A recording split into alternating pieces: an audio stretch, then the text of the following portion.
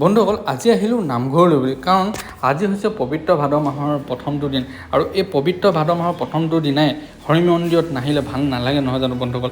তাকে চাকি এগছ দিম বুলি ওলাই আহিলোঁ আৰু আজি আহিলে বৈষ্ণৱী মা আৰু বৌ আৰু লগতে আহিলে আমাৰ চানুদা। এই চানুদাৰ লগতে ভিডিঅ' বনাই আছোঁ আৰু আপাতো আহিলে তামোল এখন লওঁ বুলি, কিন্তু তামোলটো মই নাখাওঁ, কিন্তু তেওঁ আজি লৈ ল'লোঁ।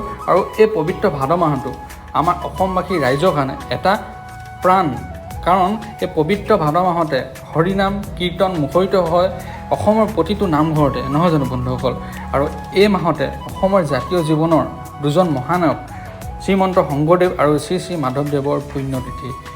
আৰু বন্ধুসকল, ভগৱানৰ ওচৰত মই প্ৰাৰ্থনা কৰিম যাতে আমাৰ সকলোৰে মংগল হওক, সকলোৰে মনোকামনা পূৰণ হওক।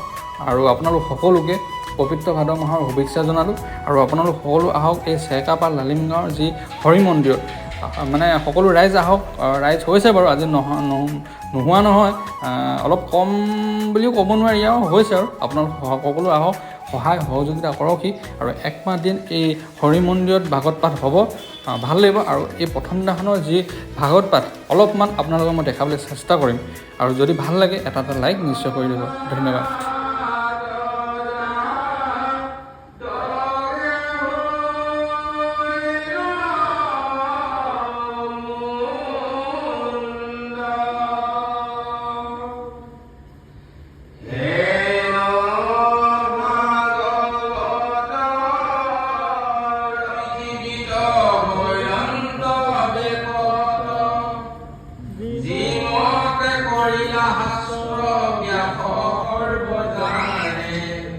প্ৰথমে হৰি